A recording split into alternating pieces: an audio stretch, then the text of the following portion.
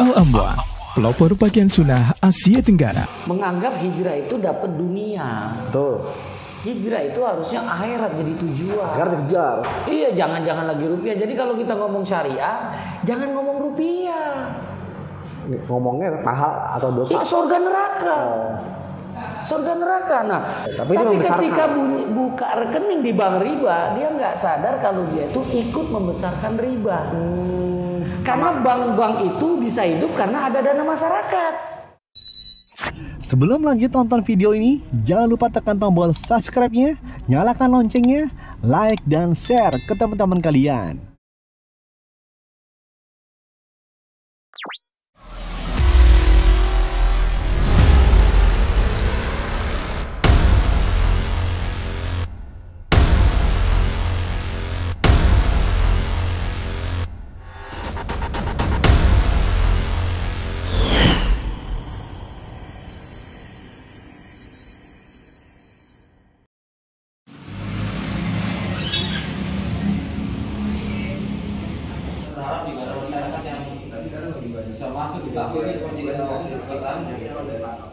Assalamualaikum warahmatullahi wabarakatuh. Balik lagi bersama gue Adit Okto, tentunya di acara Kismis, kisah motivasi dan inspirasi. Pada kesempatan di siang hari ini kita akan ngobrol-ngobrol santai dengan narasumber yang mungkin di dunia perbankan syariah di Indonesia sudah tidak asing lagi. Tentunya dengan siapa? Penasaran kan? Saksikan terus dengan gue Adit Okto. Selama kurang lebih nanti kita 20 menit ke depan kita akan ngobrol-ngobrol santai dengan narasumber yang sudah tidak asing lagi. Saksikan terus di Kismis. Ngosan, ngobrol santai. Alhamdulillah, kembali di acara Kismis. Tadi Ani sudah ketemu dengan Pak AMDK Al-Jambi. Tapi senang sekali nih ketemu dengan Pak AMDK Al-Jambi karena Ani udah lama sebutannya dengan Pak Du ini, Masya Allah ya, Dido ini sangat menginspirasi. Masih penasaran nih apa sih keunikan dan kelebihan atau mungkin yang masih belum diketahui dari sosok kehidupan AMDK Al-Jambi ini yang mungkin beliau ini praktisi merangi riba. Nah, tapi sedikit kita mengulas lebih santai.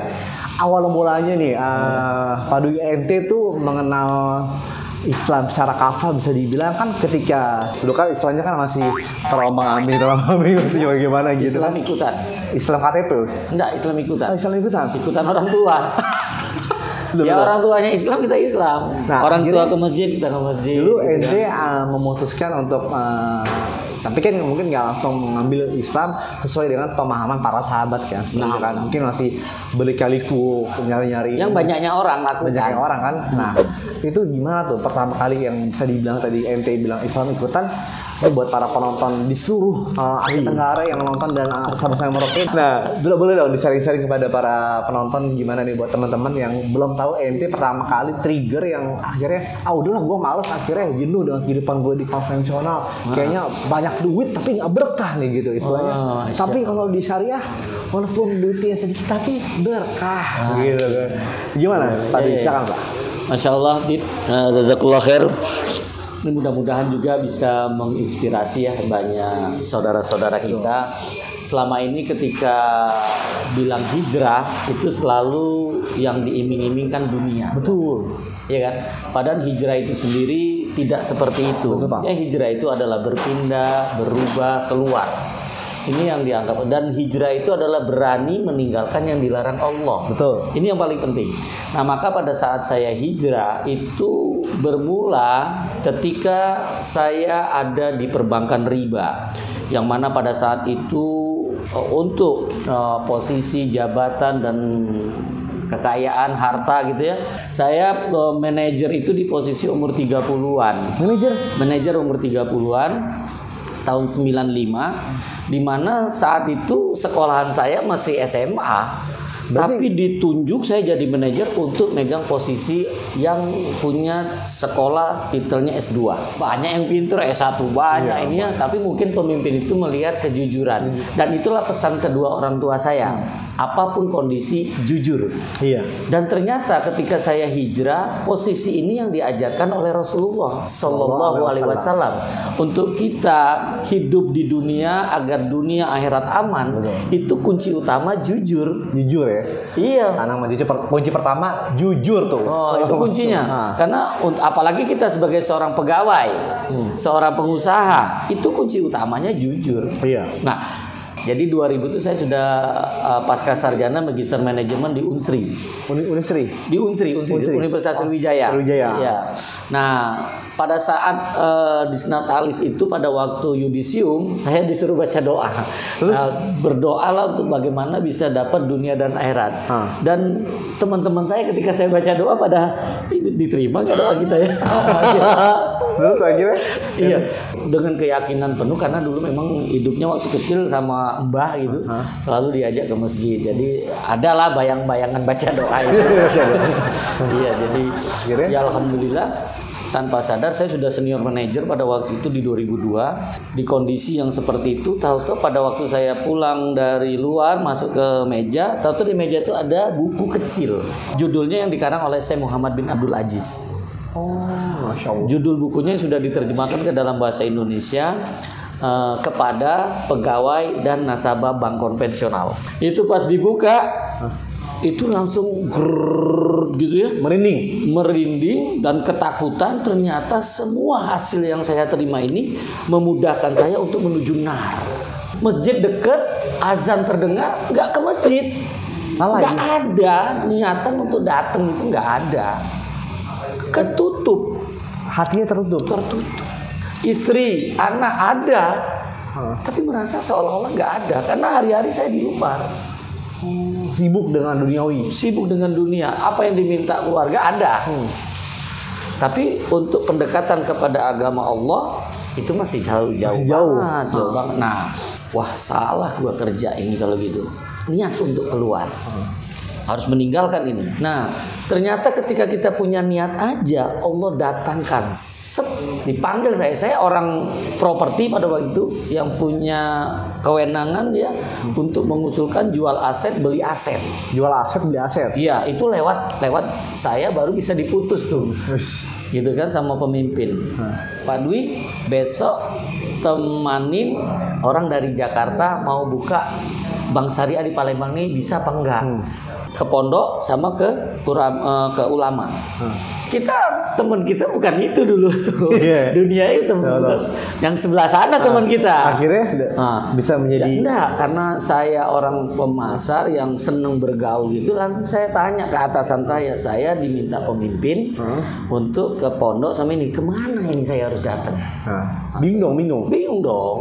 Udah saya pasang itu hari ini ke pondok, besok ke ulama gitu kan. Pergilah saya ke pondok nemenin. Nah, di situ saya mendengar informasi bahwa apa yang ada dalam buku yang saya baca itu ternyata ini ternyata ada semua. Ada, ini bank syariah kalau gitu nih. Saya harus ke bank syariah ini. Nah, itu asal muasalnya. Tetap kepingin tahu tentang bank syariah. Nah, semangat kan besok mau ketemu ulama untuk meyakinkan lagi. Qadarullah sampai kantor ternyata saya sudah dapat surat tugas, saya harus jadi pimpinan di Jambi. Bank syariah? Bukan, bank riba. Bank syariah baru mau akad. Baru mau akad. Nah, saya jabat di sana 3 bulan di Jambi jadi pimpinan. Lupa dengan syariah. Balik lagi ke dunia. Iya kan? Kenakan. Makanya hati-hati teman-teman ya, kalau sudah punya niat jangan coba-coba lah untuk kejar lagi dunia, kejar lagi posisi jabatan dan harta. Antum nggak akan dapet deh. Dipanggil lagi. Pak Dwi, besok antum temenin lagi nih, ada tamu dari Jakarta mau menguji orang-orang yang akan jadi pimpinan di bank syariah dan pegawai di bank syariah. Kita bakal buka bank syariah di Palembang. Pas sampai turun dari pesawat, tamunya saat ini dulu ya Pak Suwarno dan Pak Ibu Retno berdua. Mereka ternyata pengujinya. Nah, di dalam perjalanan mereka cerita agama. Saya bisa nyambung. Langsung Ibu Retno tuh ngasih tahu, Pak, ini kok udah ikut tes di bank syariah. Di bank syariah. Bapak kan bisa jawab di pertanyaan-pertanyaan tentang agama. Emang masih boleh? Kan besok tes. Boleh, pernah besok tes. Jadi pagi itu saya jemput dia kan, dikasih tahu. di Banjarmasin pernah seperti ini dan bisa. Nah kalau gitu kita nggak usah jalan dulu ke kantor dulu. Saya nggak mau sendirian, bisa ikut kan? Saya ajak teman-teman saya yang masih punya kesempatan untuk ikut. Ternyata dapat 4 orang. 4 orang lapor ke kantor pusat. Dijanjikan sore nanti keluar siapa yang bisa ikut tes besok. Alhamdulillah di sore hari ba'da asar keluar nama hanya saya sendirian. Namanya deh. Iya, yang lainnya enggak gitu kan. Nah, ini kan Masya Allah kan. Nah itulah satunya tekad. Saya masih belum sampaikan ke istri dan anak-anak. Takut nggak lulus.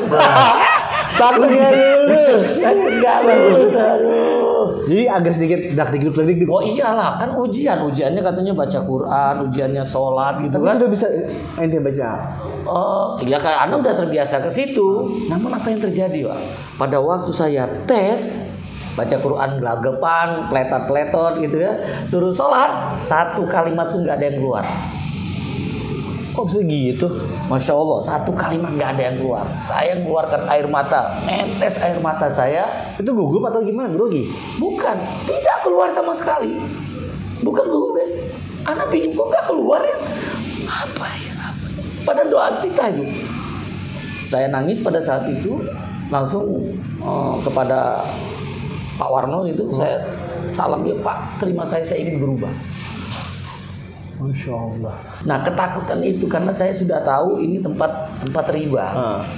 Dan memang ternyata alhamdulillah yang dicari itu pemimpin bidang operasional dan saya memang menguasai operasional. Ternyata yang ini pemimpinnya tuh Pak Warno itu yang ngetes itu. Dimudahkan jadinya ya. Nggak tahu Allah itu. Allah yang menggerakkan. Ya alhamdulillah ternyata saya yang diterima. Ya alhamdulillah saya yang terpilih jadi pemimpin bidang operasional, wakil beliau. Jadi pemimpin bidang operasional kan. Cepat juga ya. Enggak, saya turun itu justru. Kan tadinya saya waktu di wilayah itu bawahi 5 provinsi. Enggak dapat apapun, jadi pegawai pun saya mau pada waktu itu. Benar-benar mau? Iya, karena kerja di sini ngapain gua punya jabatan, punya posisi tapi rezeki haram. Itu udah tahu haram yang halal itu? Baca tadi, buku tadi. Ketika saya dapat itu saya langsung amali. Waktu di korpen juga seperti itu. Saya dapat tuh saya amalin, bukan ngukumin orang. Berarti ilmu sedikit langsung diamalkan? Iya, itu dari dulu. Diajarin itu seperti saya dapat, saya langsung amali, dapat amalin. Ternyata tidak langsung kerja kan. Ketika saya terpilih, itu saya langsung dididik. Sekolah dulu. Perubahan paradigma. Pola pikir mindset. Pola pikir bahwa ternyata kerja di Bank Syariah itu bukan kerja biasa. Jadi di sini ada nilai jihad. Jihad fisabilillah. Masya Allah. Ada jihad ini karena apa? Akan memerangi riba. Karena riba itu kalau saat ini yang saya pahami riba itu rayuan iblis berujung azab. Dan memang betul azab kita di dunia terutama itu kedekatan dengan keluarga kita akan jauh. Silakan perhatikan para pemirsa ya di AMDK Al-Jami dan di Adit Oto. Perhatikan kalau kita masih pelaku riba, yakinkanlah kehidupan kita itu akan galau. Resah, gelisah. Hatta punya rumah mewah, mobil mewah, jabatan gitu, gak akan pernah tenang hidupnya. Nah, ada 2 kondisi kalau dia masih pelaku riba, 2 kondisi. Kondisi pertama kalau dia pegawai atau pengusaha. Ini kalau dipilih Allah baik. Perhatikan kalau dipilih Allah baik. Kalau dia pegawai atau pengusaha, di pegawai di pekerjaannya akan ada masalah. Kalau dia pengusaha, usahanya ada masalah. Artinya dia dipilih Allah baik. Jadi jangan berpikir negatif kepada Allah. Harus berhusnuzon. Nah, berprasangka baik. Nah, itu yang pertama ya. Yang kedua, kalau dia dipilih Allah baik, penyakit. Kok penyakit? Penyakit. Kenapa? Karena Allah sayang. Masya Allah. Sakit apa? Sarana antum kalau ingin takwa. Betul. Saya hijrah ke syariah nggak ada kontra. Nggak ada kontra. Nggak kontra. Tapi ketika saya mengenal Islam secara kafah baru. Dulu kan Islamnya masih Islam ikut-ikutan. Nah, tadi Anda kasih tahu semua penyakit yang Anda ceritakan itu semua sudah dilemparkan kepada pribadi, istri dan anak-anak. Perang semua. Iya. Jadi hidup mati semua. Kalau pas dikata dokter, kalau tidak dilakukan mati. Itu ancaman dokter semua. Contoh gimana? Satu contoh ketika saya di 2014 pada waktu itu di kesayanya ya, itu baru kejadian karena baru hijrah itu saya langsung masuk rumah sakit. Masuk rumah sakit. Kalau biasanya konven yang datang kan bawa makanan, bawa ini ya. Tapi alhamdulillah ketika kita di syariah yang datang para ustadz bawa doa. Oh iya, masya Allah. Nah itulah mungkin makin dekat kita dengan Allah karena ustadz doain kita gitu kan. Itu nikmat ya. Iya, jadi kalau kita datang ke rumah sakit itu harusnya doa. Karena doa itu diberi oleh Allah.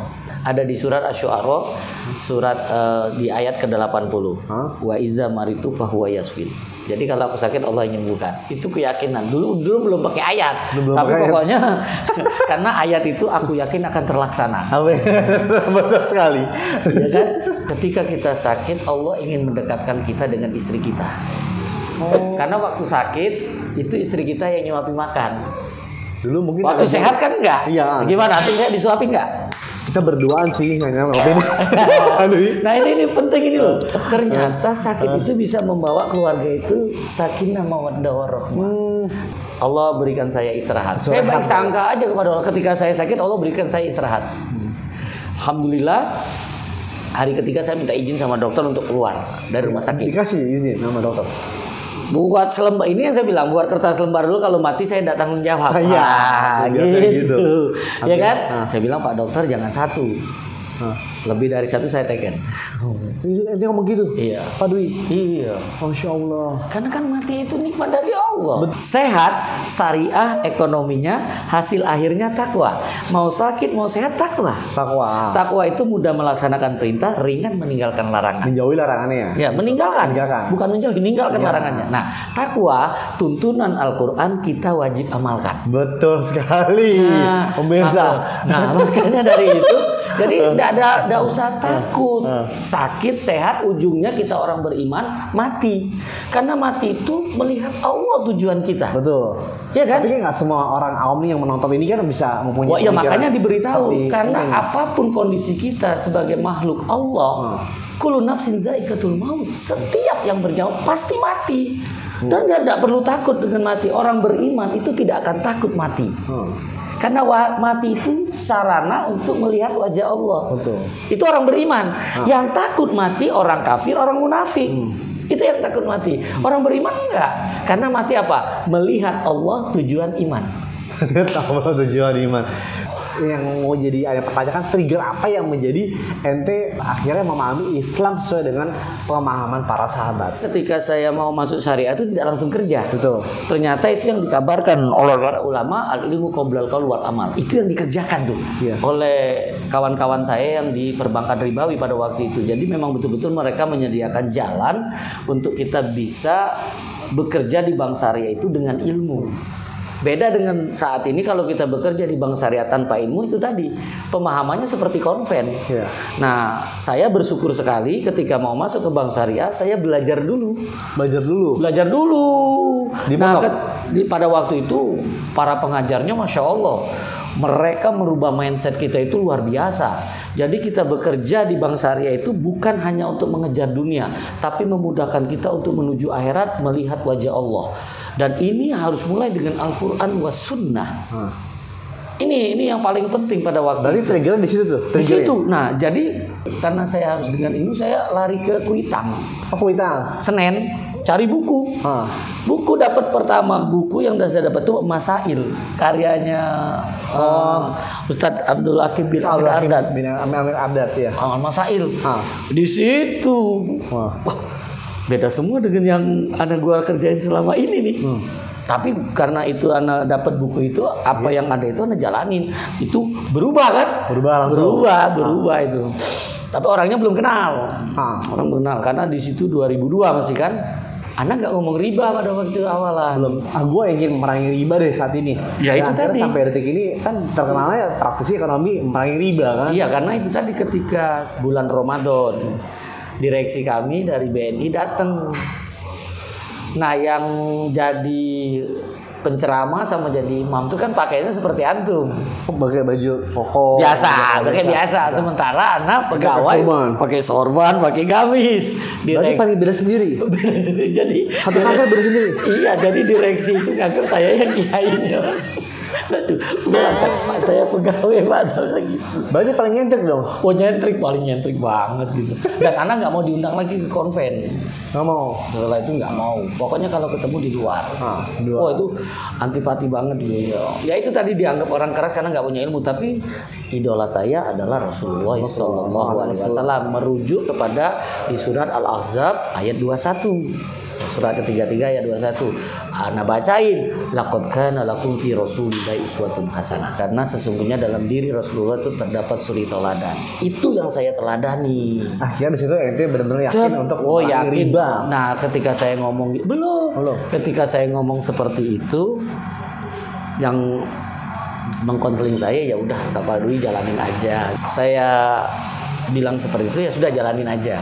Ana bilang aman kan? Ya. Ente melihat untuk global ya, ini global, kita ngomong global tentang perekonomian syariah di Indonesia saat ini gimana ya? Mungkin masyarakatnya masih heterogen, nabung di bank konven tapi bunganya dihapus kayak gitu. Katanya kan gua nggak kena riba, kan bunganya dihapus. Kunci utama kegagalan kita di perbankan syariah ini pada waktu literasi edukasi menganggap hijrah itu dapat dunia. Betul. Hijrah itu harusnya akhirat jadi tujuan. Agar dikejar. Iya, jangan lagi rupiah. Jadi kalau kita ngomong syariah, jangan ngomong rupiah. Ngomongnya pahala atau dosa? Ya, surga neraka. Surga neraka. Nah, banyak sekali yang kejadian seperti ini teman-teman kita yang sudah mengaji loh. Yang penting bunganya dicoret. Nah itu dia. Kan ribanya nggak ada. Gua kagak suka gitu kan. Karena dia bukan praktisi, jadi kagak paham. Itu gimana solusinya? Maka enggak, harus tahu ini. Tahu. Karena bank itu bisa hidup darahnya itu dari dana masyarakat.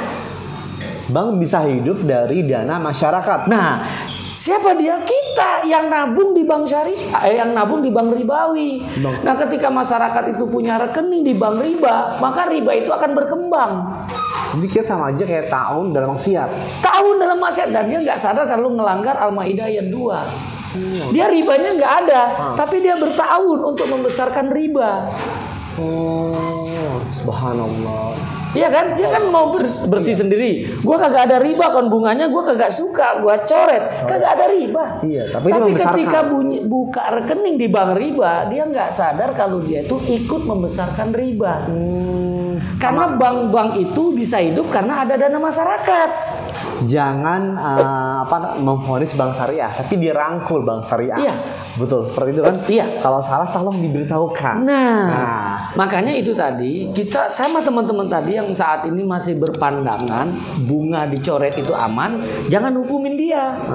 Karena dia kan dapat informasi dari ustadznya. Betul, ustadznya. Nah, makanya kita bisa dialog dengan ustadz. Iya kan? Betul. Ustadz ilmunya tinggi. Nah, kita kasih tahu nih. Kami orang praktisi, tahu bank itu hidupnya dari mana? Dari uang ente, dari uang masyarakat. Coba kalau kita tinggalkan semua. Pernah tahun 98, hampir semua bank itu bangkrut. Kenapa? Karena ditarik uangnya. Bukan, uangnya ditarik masyarakat. Betul. Uangnya ditarik masyarakat, nggak bisa hidup dia. Ya salah satu juga nih pada saat saya masih sering keliling pada waktu itu sebelum pandemi. Kita sering keliling se-Indonesia nih, diutus oleh kantor, dan alhamdulillah pada waktu itu ketemu dengan saudara saya dari BRI Syariah Pak Iksan ya, di dalam satu pesawat. Dia orang satu lawyer, kepingin lah bawa komunitas agar kalau omongan kita ini bisa didengar gitu kan. Tapi kita belum kepikiran itu.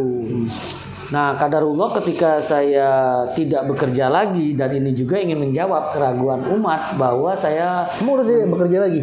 Nggak kerja lagi saya saat ini, nggak kerja lagi, dan ini fase keempat. Fase pertama saya hidup 0 sampai 18 itu dari uang orang tua, karena orang tua saya kerja di tempat riba. Fase kedua 18 tahun sampai 37 tahun saya bekerja di tempat riba. 18 sampai 37 tahun itu di tempat bank riba. Ya, di bank riba. 37 sampai 56 saya ada di bank syariah. 37 sampai 56 itu ada di bank syariah. Ya. Berarti kalau itu Fase lebih ketiga lama itu. di bank syariahnya dong. Iya, kalau di bank konven 18 tahun 2 bulan, kalau di bank syariah 18 tahun 7 bulan. Oh, Jadi oke. kalau di bank itu 36 tahun 9 bulan. Beda tipis ya antara konven sama syariah. Ya, lebih 5 bulan. Nah, ini pasti keempat. Keempat. Nah, untuk menjawab masyarakat yang selama ini ketika saya bicara bank syariah karena saya pegawai. Ya kan? Saya bicara syariah itu karena saya seorang muslim. Betul. Bukan karena pegawai. Karena tidak semua pegawai siap menyampaikan. Betul. Tapi ketika seorang muslim menyampaikan kebenaran, itu yang nggak suka orang muslim. Iya. Apalagi ngomongin riba. Karena dia punya rekening di bank riba. Belakangnya apaan sih Pak Dwi ngomong riba mulu gitu kan. Pencong gitu belakangnya. Tip yang utama adalah ketika kita ingin mendekat Allah, itu harus siap pengorbanan. Harus siap pengorbanan. Kita ingin jalankan agama Allah, harus siap dicela, harus siap dihina. Betul. Harus siap tidak kenyamanan. Nah, tapi kalau itu kita bisa lakukan dan kita bisa mendapatkan kenikmatan yang luar biasa, udah gak ada lagi. Jadi saat ini apapun kondisi, orang berpikir sibuk hari-hari nyari rupiah, kita nggak berpikiran rupiah yang cari kita. Masya Allah. Nggak kepikiran. Orang biasanya pensiun sibuk cari kerja lagi kan. Kita nggak perlu kerjaan yang nyari kita. Kita cukup beribadah kepada Allah. Nah, beribadah kepada Allah tuh bukan yang mahdo aja, ada yang khairu mahdo.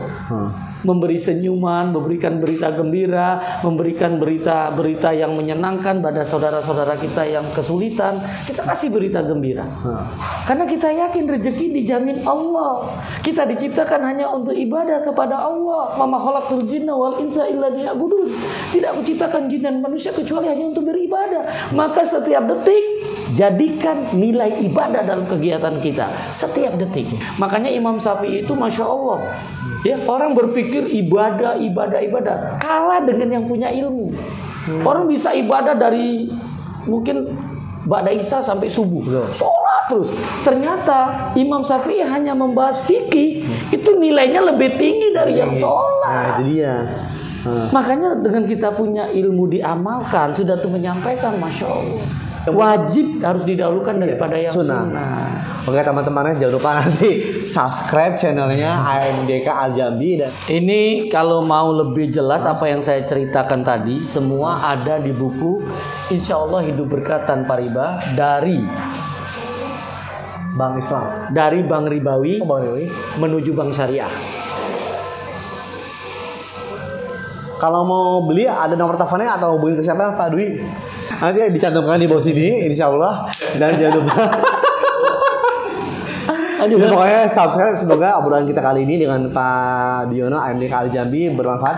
Yang baik-baik itu semuanya datang dari Allah Subhanahu Wa Taala. Mungkin yang kekurangannya datang dari kita berdua. Jangan diambil, ambillah segi positifnya dari Pak Dwi. Dan semuanya semoga Allah menjaga beliau dan merahmati Pak Diono atas hafizahullah Taala, dan semoga terus dijaga istiqomahnya sampai wafat di atas sunnah. Amin. Semoga kita semua para penonton juga bisa mengambil contoh dari Pak Dwi yang tadi yang nggak tahu apa-apa, yang tadi mungkin bingung, nggak ada kerjaan, tadi di sana juga bingung, PD-nya tapi luar biasa, Masya Allah. Ini juga Pak Dwi, PD.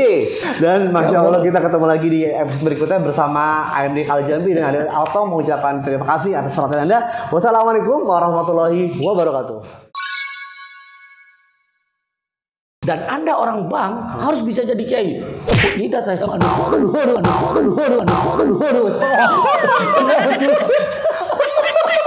Ini sangat semangatnya beliau nih, karena beliau sangat semangat. Masya Allah.